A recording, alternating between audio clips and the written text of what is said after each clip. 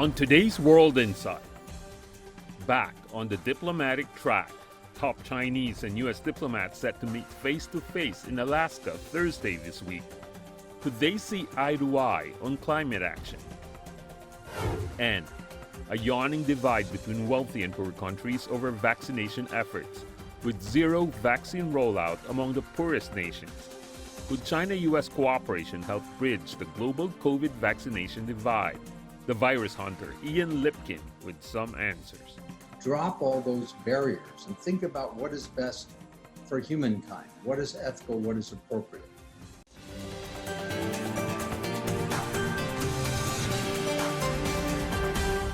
Here is our host, Tian Wei. Hello and welcome to World Insight. I'm Tian Wei in Beijing. Top Chinese and U.S. officials are set to meet in Alaska from Thursday to Friday, the first since President Biden took office. Senior Chinese diplomat Yang Jiechi and also Wang Yi would meet U.S. Secretary of State Antony Blinken and National Security Advisor Jake Sullivan. The meeting is key to set the tone for bilateral relations. Blinken said a wide range of issues will be discussed. White House Press Secretary also said the meeting would also cover and focus on climate change. How could the two sides, the world's two largest powers, be able to bridge their differences? The chances of cooperation? Let's loop in our strong panel.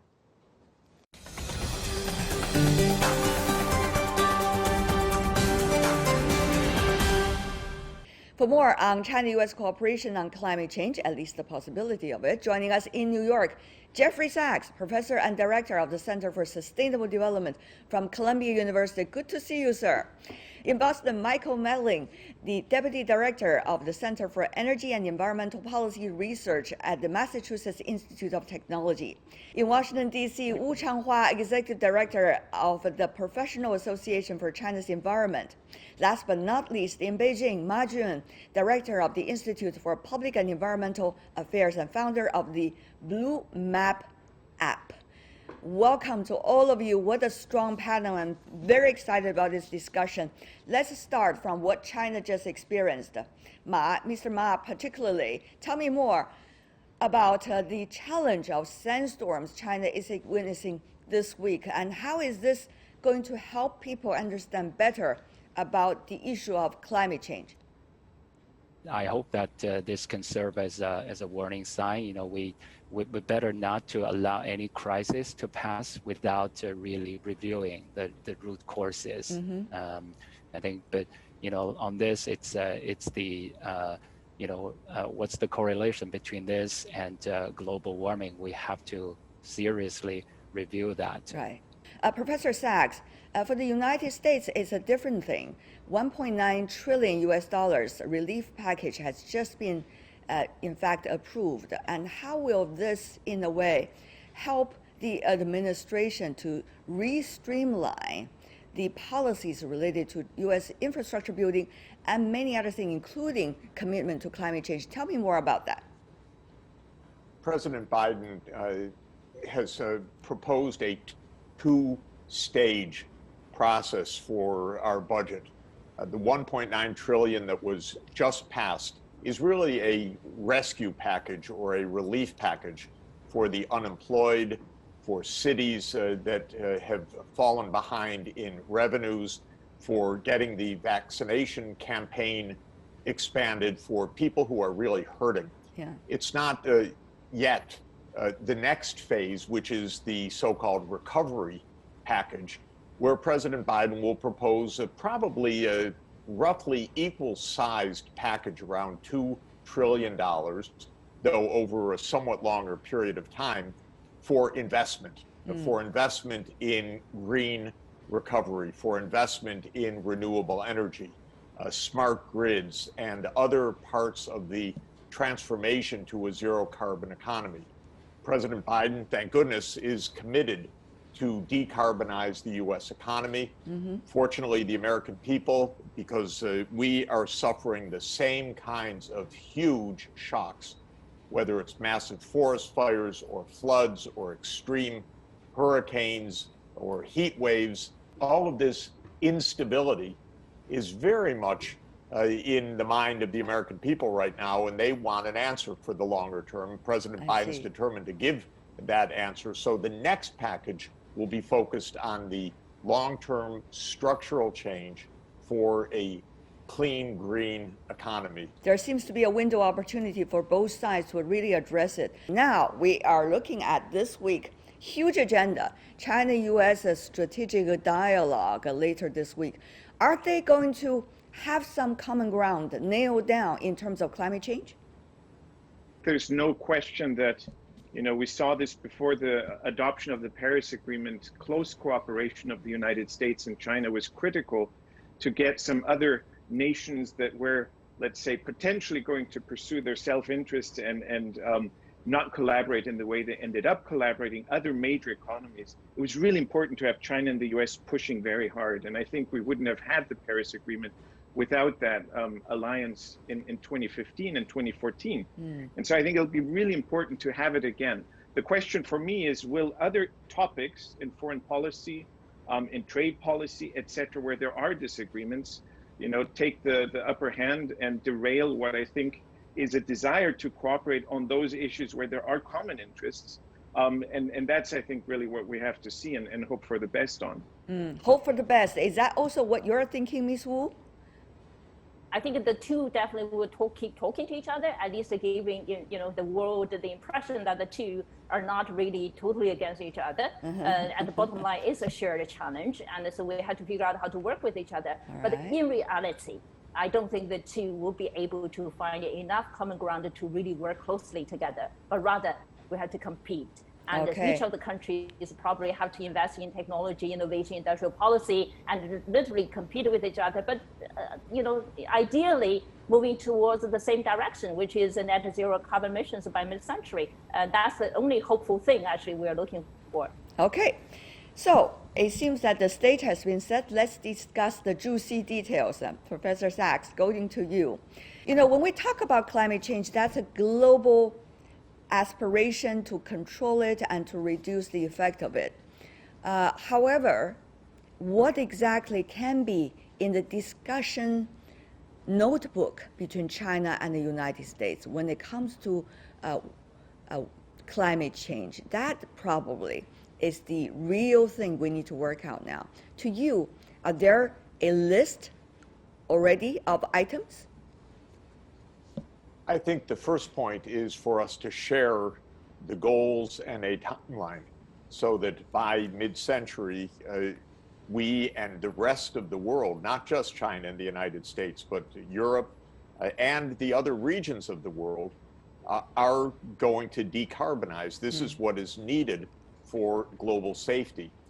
Actually, China and the U.S. Not only have a shared need for this and a shared need to work with the rest of the world, but both China and the United States are technology leaders that are going to play a big role in other parts of the world, for instance, in selling electric vehicles or in helping other parts of the world move to zero carbon energy.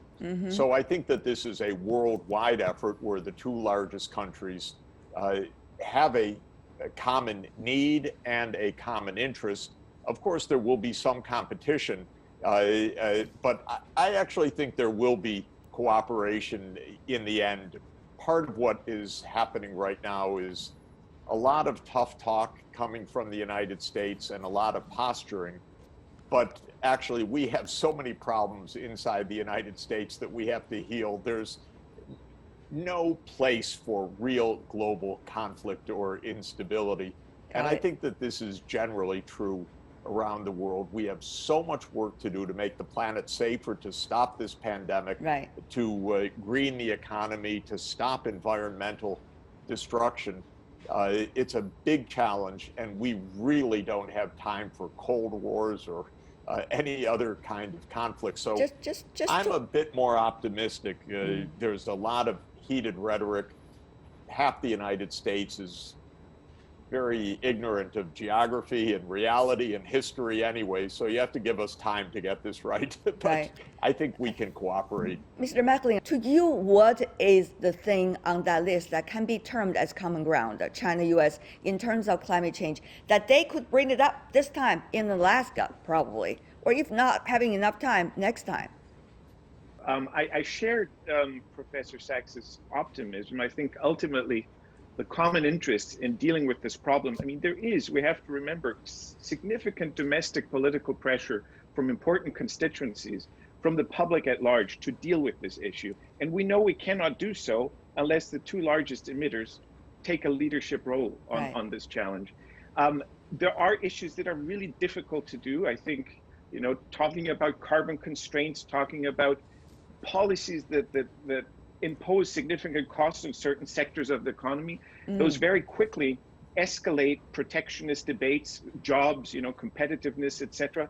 But the whole area, and I think Professor Sachs already mentioned it, of research and development, of cooperating on technologies which can then spread and diffuse around the world to facilitate and accelerate decarbonization in sub-Saharan Africa and South Asia, etc., bringing down costs, but also leveraging opportunities for the Chinese economy and for the U.S. manufacturing sector to produce and sell these technologies. That's where I could see an early, coalescing of interests, of common ground. I see. Interesting. You term technology as rather a common ground than a competition. Let me go to you, Professor Ma Jun. Mr. Ma, tell me more. What should be, from China's perspective, as an environmentalist yourself, what should be on that list that they can bring it up during Alaska meeting, or probably meetings follow up on specific issues? Bilateral collaboration will be a bit challenging, to get started all over, very, very quickly. But at least the two countries, just like Professor Sachs has mentioned, and we should not try to, we should work together to facilitate the global climate governance.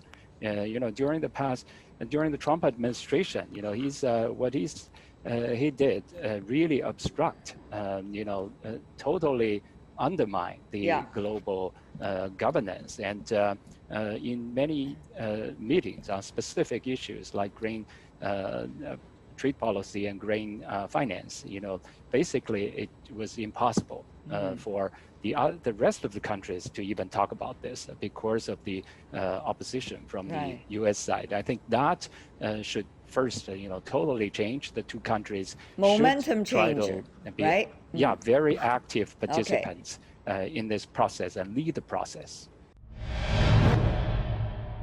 Many of the industrialized countries are talking about 2050 as carbon neutrality to achieve. China, as one of the largest developing countries, have been talking about, with utmost effort, 2060. And now that is already a grand goal. So, Mr. Ma, if I could be a little bit specific, what does that look? Is it going to be a clashing point? Or is it going to be a point that both sides can come to understand each other's positions better and therefore build up upon it on some concrete plans for both of them?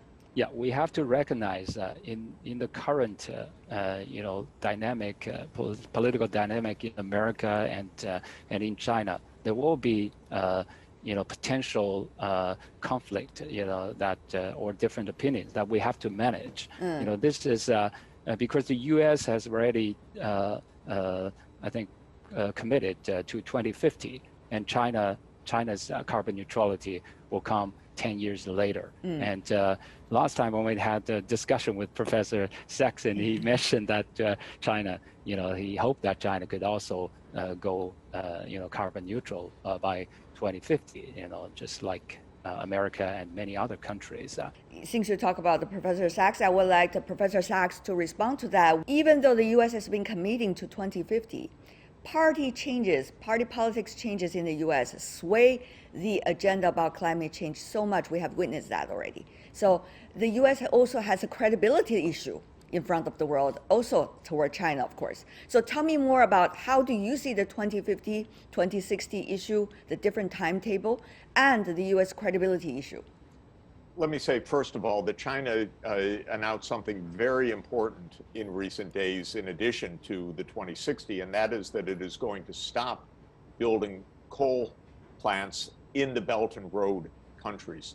So the Belt and Road Initiative is an extremely important and positive initiative of China to help many other countries to modernize infrastructure.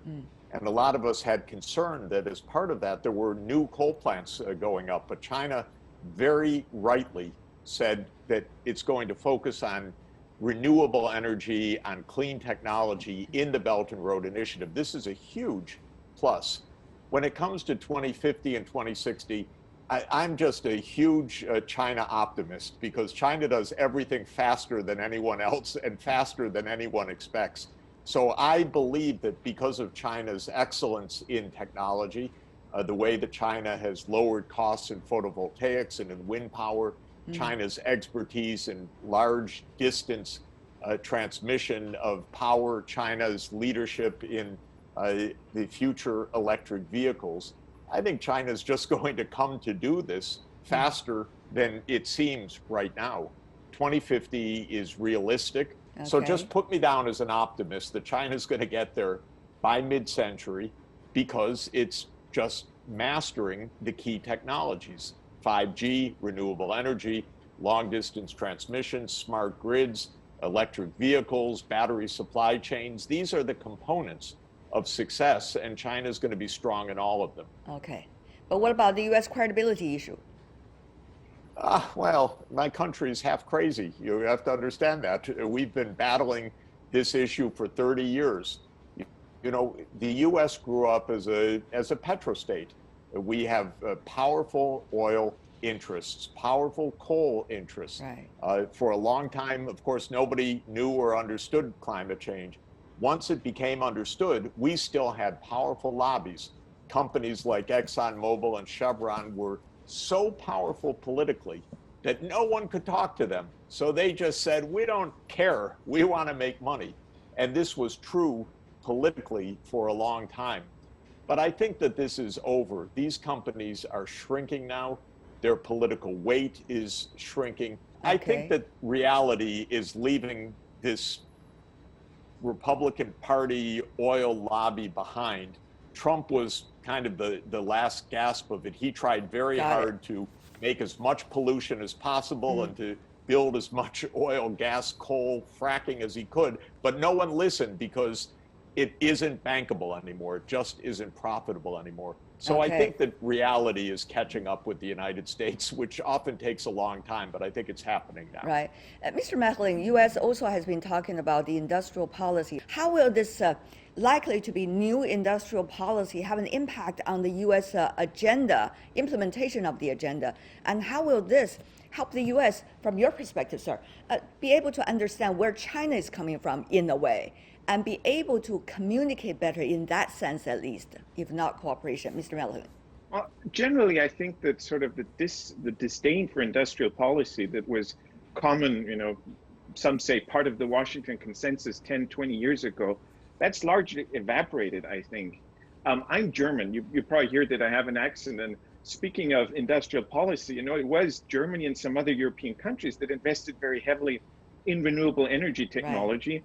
It wandered to China, and China has become much, much better at producing it, and at much lower cost and at much larger scale. But that was an example of industrial policy. And I think that that realization that the government, that state, you know, strategic investment in certain sectors and certain early technologies to advance them, that's been happening for the last century, and it will play a critical role also in dealing with climate change. And I think that the Biden plan on climate policy, on climate change, reflects that very, very actively.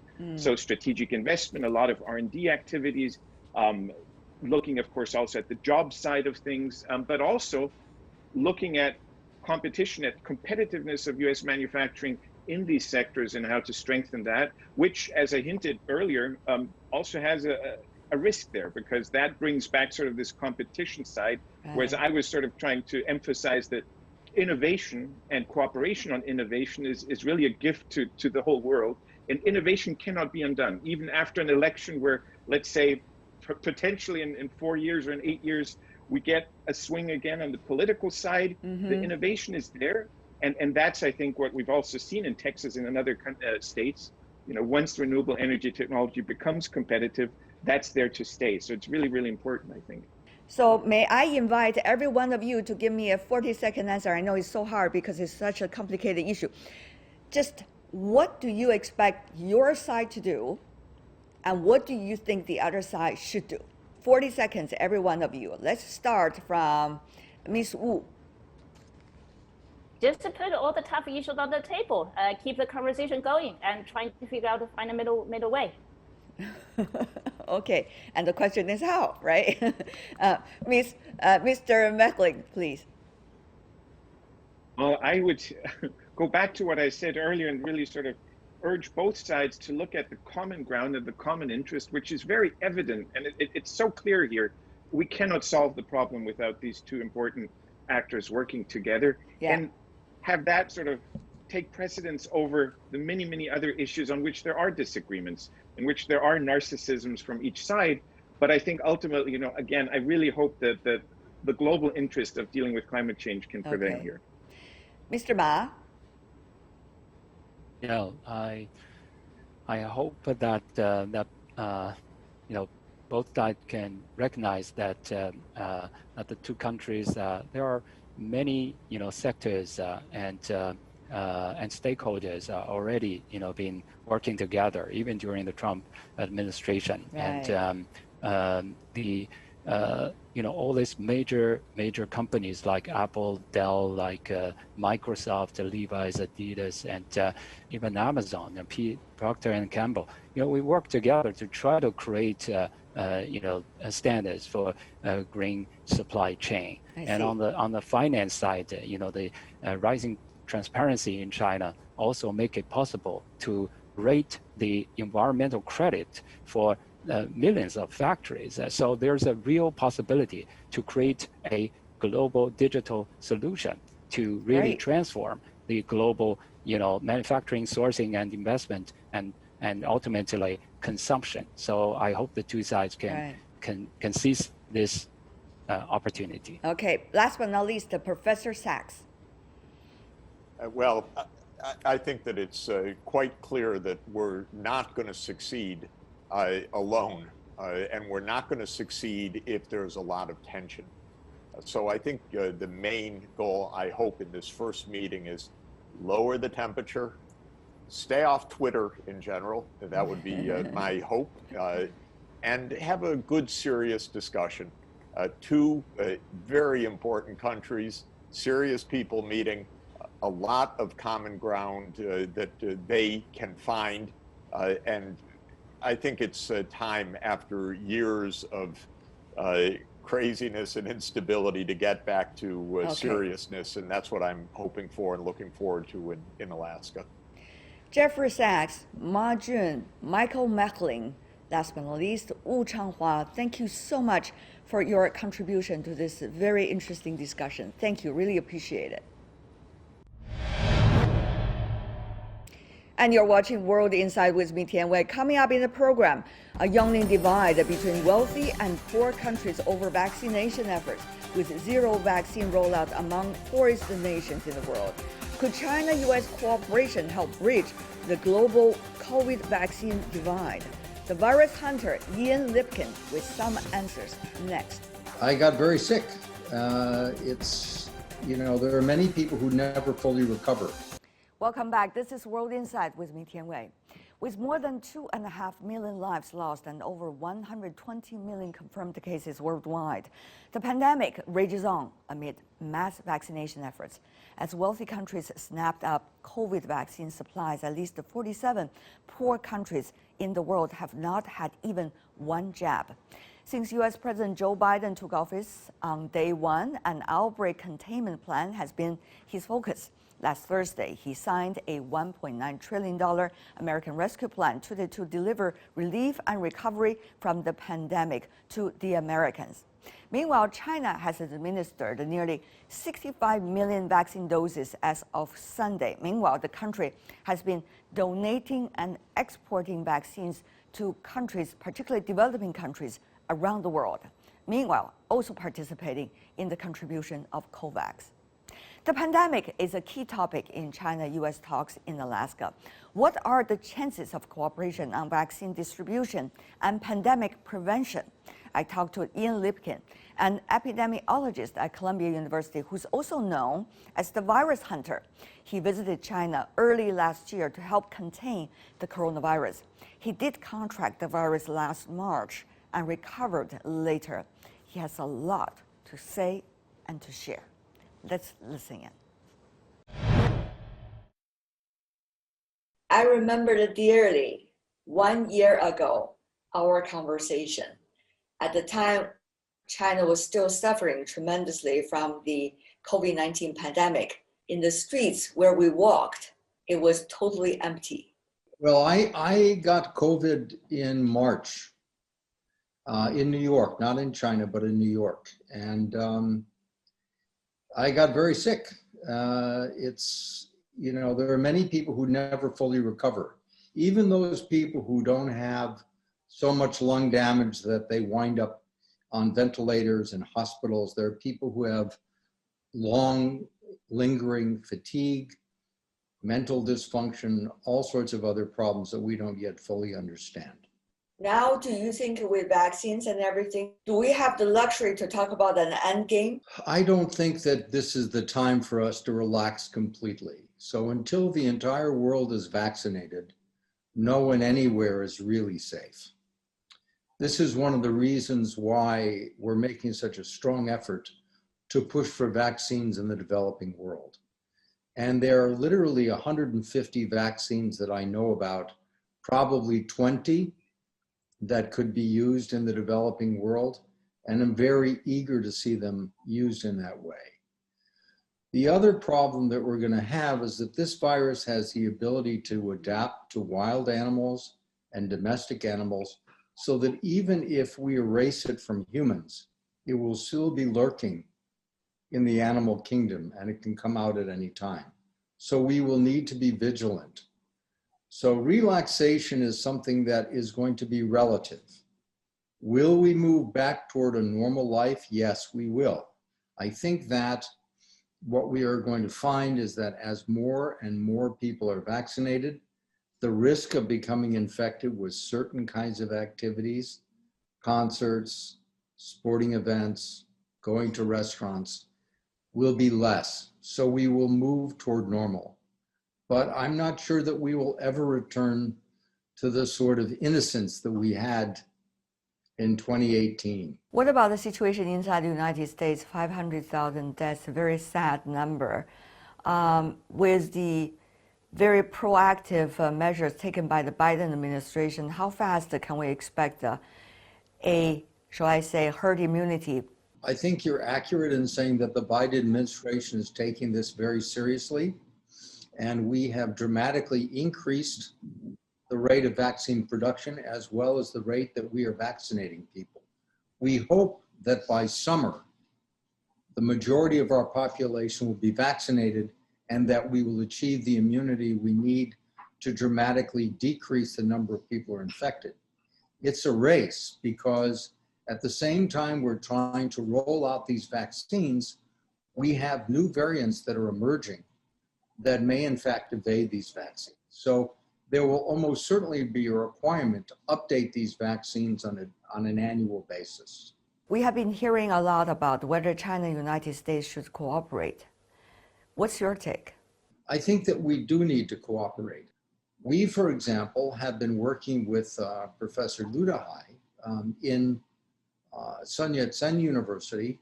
I'm going to begin working very shortly with Zhongnan Chen, also in Guangzhou, in a new respiratory disease hospital.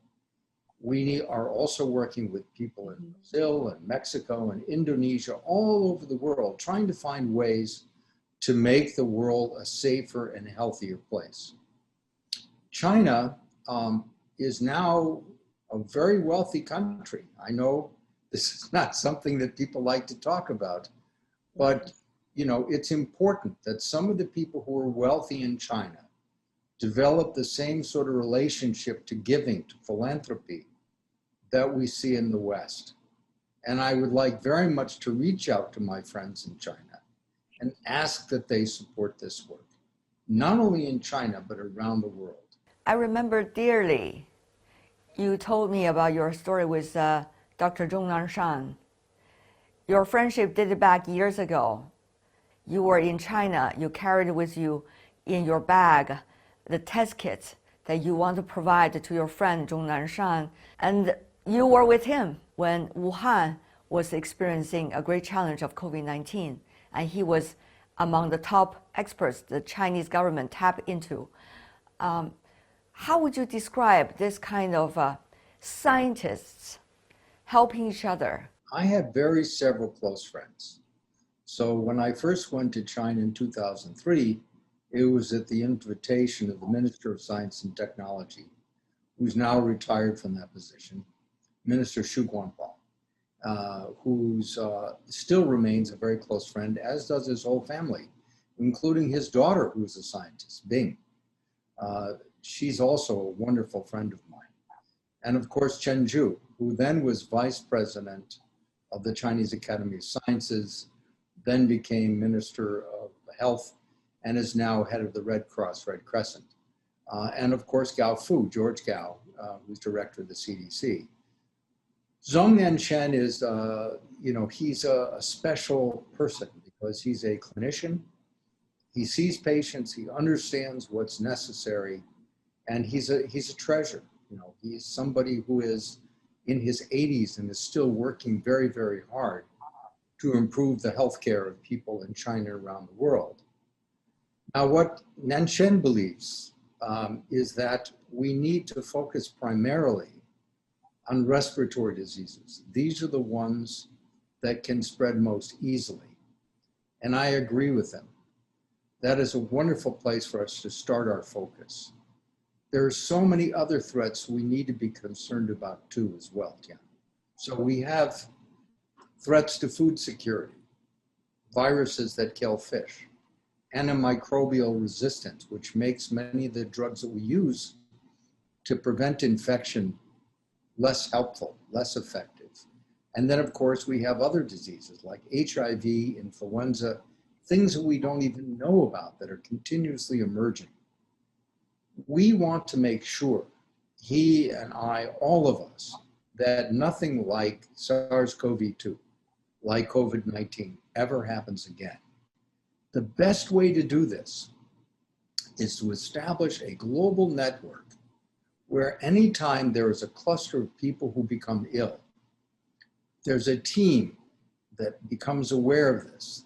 They send whatever resources are needed to identify the infectious agent, to figure out how it spreads, and to contain it so it cannot become a threat to a city like Wuhan, or Beijing, or New York, or Rome, or any other place in the world. The concern right now that people have about where this virus came from needs to shift away from blame. It's Chinese or Malaysia or U.S., whatever, it doesn't matter. Viruses don't recognize borders. They are everywhere. Any virus can cause threat to human health as a threat to everyone. It needs to be considered an international problem. So China needs to open up. It needs to invite people to come and work with Chinese scientists. If there is something that emerges in the United States, the U.S. needs to open up so that other scientists can come from all over the world. We need to make sure that the very best minds in the world focus on these problems. And we need to start thinking in human terms, not Chinese terms or U.S. terms or French terms. There's a trend of anti-science rhetorics going on. But how do you as a scientist face up to those things? Your point about misinformation that is spread by social media is a very important one.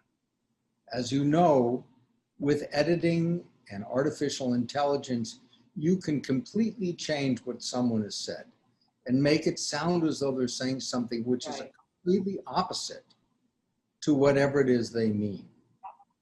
And those people who are responsible for these platforms, TikTok, WeChat, Facebook, Twitter, all of these different social media platforms need to find a way to monitor what's being distributed so that they can be certain that it's accurate. This is not going to be easy, but this sort of misinformation spreads like a virus. I see something, I post it, somebody else posts it, 10 other people post it, and before you know it, people think that to get a vaccine means to put a robot that's circulating through your body collecting information. This is crazy, you know. People have accused Bill Gates creating vaccines that have, things that record information on them. It's not possible, it's not true, but it actually dissuades people from taking vaccines. So one of the things that I am focusing a lot of my work on right now is not really perceived by my friends who are scientists as being valuable, but it is. I work with Hollywood, I work with social media. We are putting out various public service announcements that explain to people what they need to do to protect themselves and to protect their communities. After this round of pandemic, will still people be thinking hard about what to do for prevention and control? One of the problems with public health is that if you are successful, nobody knows you're there. So there have been outbreaks that we have stopped in certain parts of the world, in Asia as well as in Africa, which you've never even heard about. Why? Because we stopped them when there were only 6 people infected. We are able to isolate them, give them drugs to prevent further replication of the virus, and so you've never heard of these viruses. We've seen this before. In New York with West Nile virus, the first indication that we had a new virus in North America was the death of large numbers of birds. That was a mosquito-borne virus. Nobody paid any attention to it because it was just birds, but it then spread from birds to animals in the zoo, to people, and before we knew it, we had a new outbreak of encephalitis. So surveillance needs to be focused on the animal kingdom as well as on humans, and anything that occurs in an outbreak must be investigated, must be reported to the World Health Organization, must be declared important. Because what happens is, it happens in a city, the mayor, the other people affiliated with the city try to contain the information because they don't want to interrupt their business or their tourism. But ultimately, you can't control these infectious diseases. So you might as well be upfront and open about it from the beginning, because then you can minimize the damage. Anything that starts anywhere in the world is only a nonstop flight of 14 hours from any place else. So it doesn't make sense to call it the China virus, the Italian virus, the U.S. virus. It is a virus, and we need to deal with it. So do you think the WHO joint research with the Chinese side will bring us much more results in the near future? Or this is going to be a very extended process? Well, I was not part of that group, so I didn't see all of the information, which I understand will be released soon, but I don't know that that's going to be the solution. For us to find out where this virus originated, we need to do a lot of work. We need to look at blood banks, figure out how long it was circulating before people realized it was there. We do this by looking for antibodies. I've offered to help the Chinese government do this, and the offer is still open. And Zhongnan Chen wants me to join him in this effort, and I look forward to doing that. We need to see if we can identify an intermediate animal, something between bats and people, where the virus might have replicated and developed the ability to become more dangerous for humans. That's going to require a big investment and a lot of work. But if you consider the trillions and trillions of dollars in RMB that have been lost, it's a very small investment. As I said from the very beginning, and this is, I think, a great place to end, this is one world that needs to work together. Everybody must be protected. Everybody must be monitored and everybody must contribute to the control of infectious diseases. And I would ask, because you have this podium that is extremely important, if you want to help, there are programs now which are focused on trying to improve global surveillance to make sure that we never again have such a pandemic. And if anybody reaches out to me who wants to work on this in China or anywhere else in the world, you can easily get to me through my friend who's interviewing me today, or through Zhongnet, Guangzhou, or Chenzhou, or Minister Xu, or through Columbia University. I am always available, and I am honored to be a friend of China, as well as a friend to the remainder of the world. We are all global citizens. Thank you. Ian Lipkin, an exclusive interview with him, the one who is being termed as the virus hunter. That's all we have for today. If you'd like to see more, search World Insight or check out our YouTube channel. Follow us on Twitter and Facebook. I'm Tian Wei. On behalf of the team, thanks for watching. Bye for now.